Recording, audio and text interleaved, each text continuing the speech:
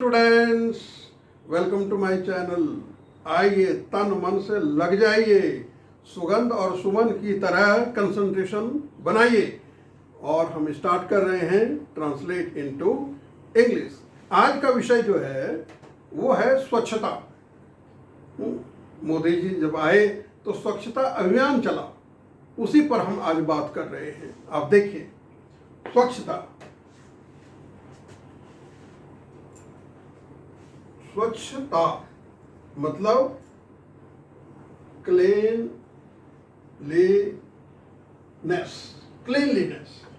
पहला सेंटेंस ये रहा, हमें अपने आसपास सफाई और स्वच्छता एक ही चीज है, रखनी चाहिए। छोटा सेंटेंस है, हमें अपने आसपास सफाई रखनी चाहिए। शुड का प्रयोग है यहां, तो क्या होगा? ट्रांसलेशन देखिए, सिंपल है। वी शुड कीप आवर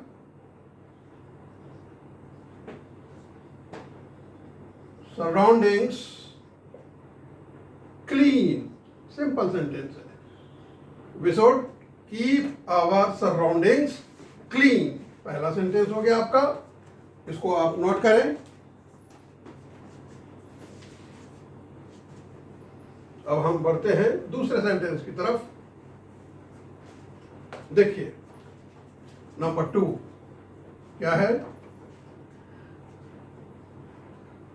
घर को साफ और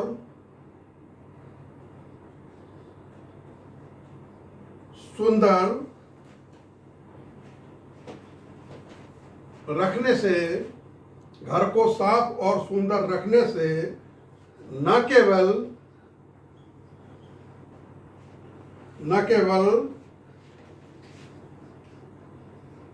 हमारा घर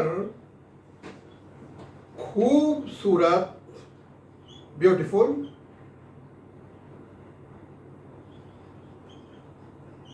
लगता है, बल्कि किसी भी प्रकार की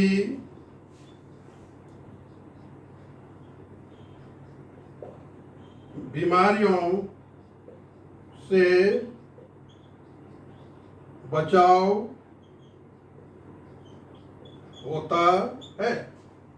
घर को साफ और सुंदर रखने से न केवल हमारा घर खूबसूरत लगता है, बल्कि किसी भी प्रकार की बीमारियों से बचाव होता है।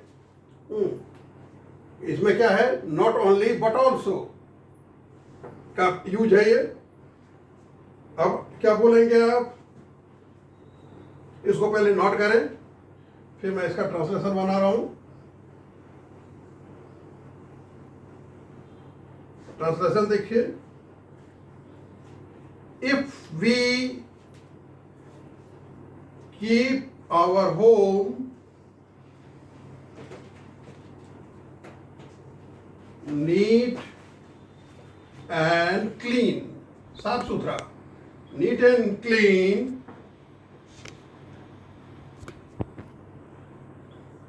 if we keep our home neat and clean, not only does it look beautiful, but also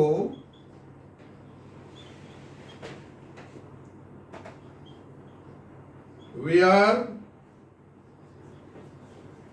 protected, बचाव होता है, we are protected from any kind of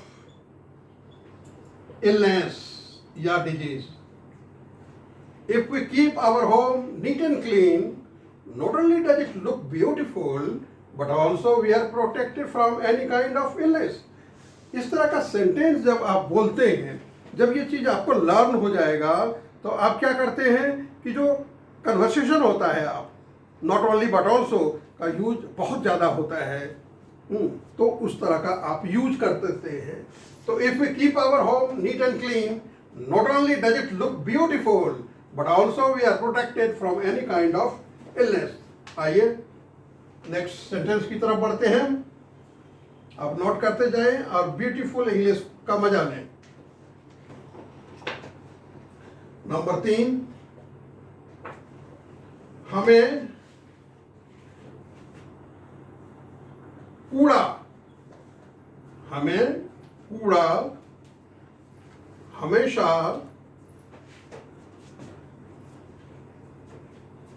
कूड़ेदान कूड़ेदान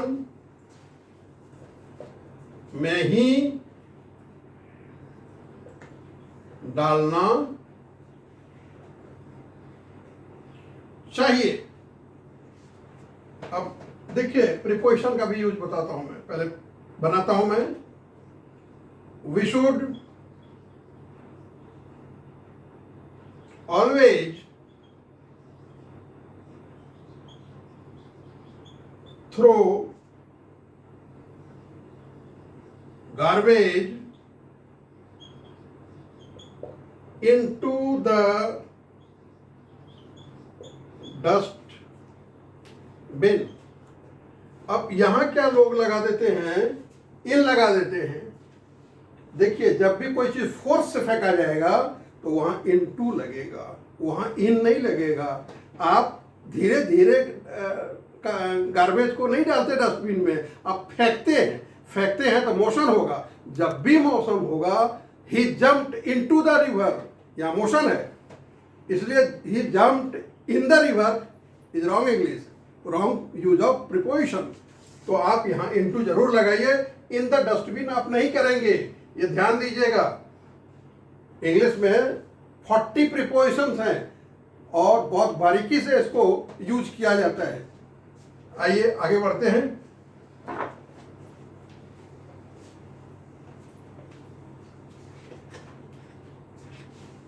नंबर 4 ये रहा. अपने शहर को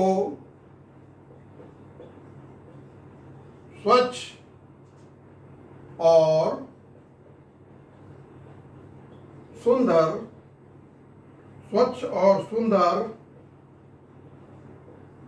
रखने के लिए हमें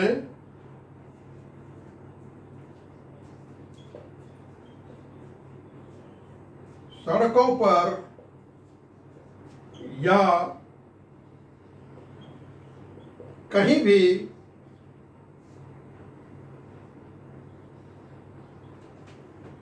खुले स्थान पर कूड़ा नहीं फेंकना चाहिए. क्या है? अपने शहर को स्वच्छ और सुंदर रखने के लिए हमें सड़कों पर या कहीं भी खुले स्थान पर कूड़ा नहीं फेंकना चाहिए. तो क्या लिखेंगे आप? इसको पहले आप हिंदी को नोट करें, उसके बाद मैं इंग्लिश लिख रहा हूं आपका.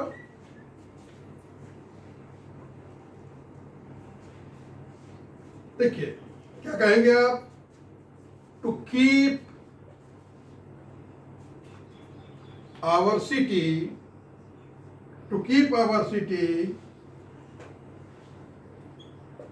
sanitized, to keep our city sanitized and beautiful. क्या करेंगे आप? We should dump We should dump garbage. We should dump garbage. We should not, यहाँ लगा दीजिए, नहीं डालना चाहिए. We should not dump garbage on the roads or in open spaces. To keep our city sanitized and beautiful, we should not dump garbage. We should not dump garbage on the roads or in open space. ये इसकी proper English हो गई. आप note करते जाएं.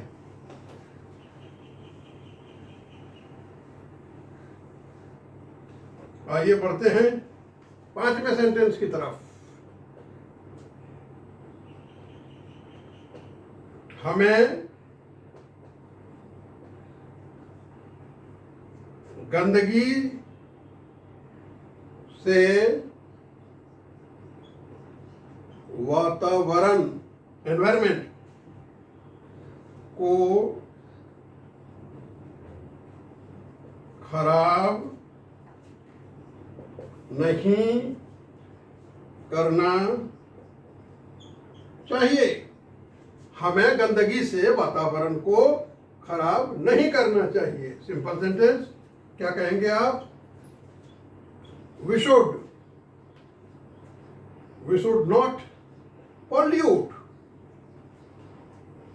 We should not pollute. Pollute, pollution noun है और यहाँ ये pollute verb है. We should not pollute the environment. We should not pollute the environment with गंदगी, filth. We should not pollute the environment with filth. आप note करें. देखने में छोटा सेंटेंस है लेकिन प्रॉपर यूज होना चाहिए वर्ड का. We should not pollute, ये वर्ब का यूज है. अगला सेंटेंस.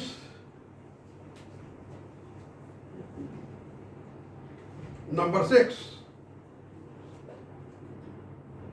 अपने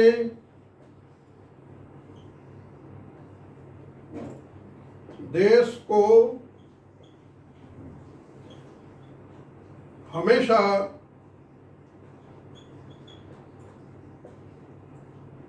सुंदर बनाए रखने के लिए हम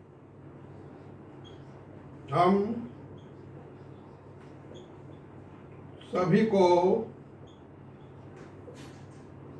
योगदान देना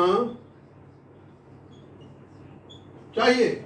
अपने देश को हमेशा सुंदर बनाए रखने के लिए हम सभी को योगदान देना चाहिए.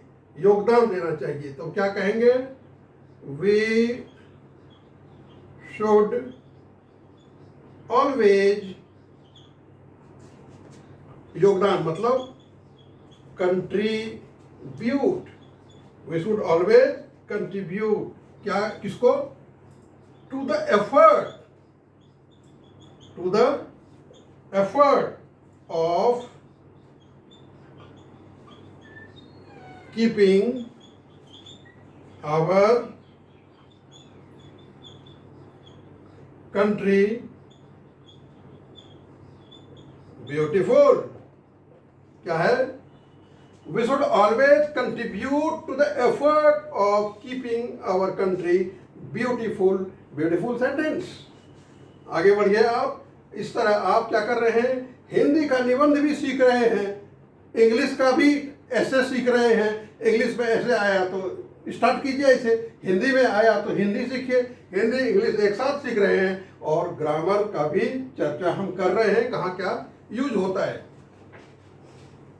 3 in 1 चल रहा है एक साथ. आप ध्यान दीजिए, आपका नॉलेज बेहतर होता चला जाएगा. आइए 7वें सेंटेंस की ओर. हमें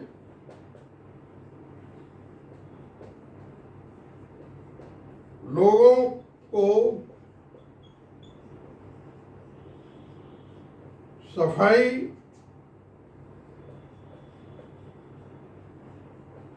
अभियान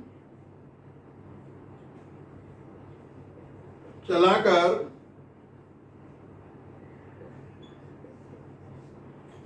साफ सफाई के प्रति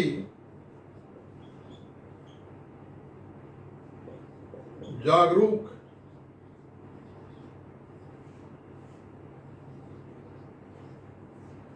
करने की हर कोशिश करनी चाहिए। हमें लोगों को सफाई अभियान चलाकर, मोदी जी आए और आते ही क्या किया उन्होंने, स्वच्छता अभियान चला दिया। गांधी जी का मिशन था, वो चला दिया इन्होंने। तो ये अभियान है, हमें लोगों को सफाई अभियान चलाकर साफ सफाई के प्रति जागरूक करने की हर कोशिश करनी चाहिए। आप हिंदी लिखें, फिर मैं इंग्लिश लिखता हूं इसका। बहुत ब्यूटीफुल सेंटेंस, देखिए आप। बाय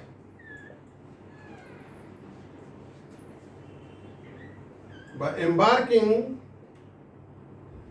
upon अभियान चला के, by embarking upon a cleanliness drive अभियान, we should take every step to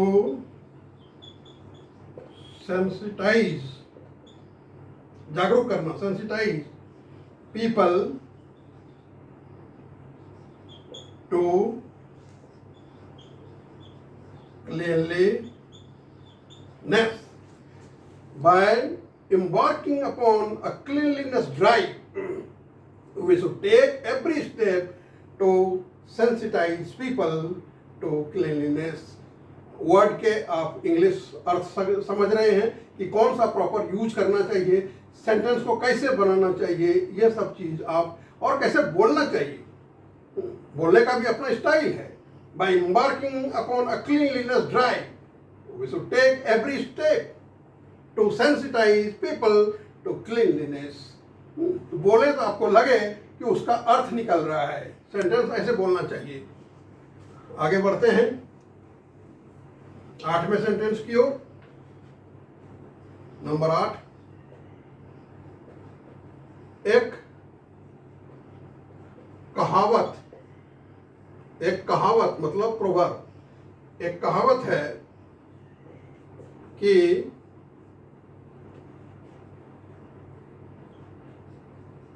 सफाई या स्वच्छता ईश्वर का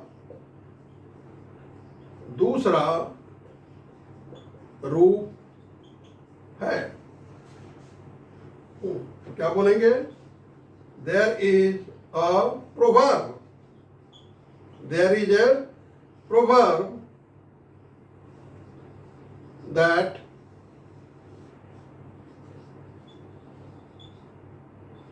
cleanliness is next to godliness।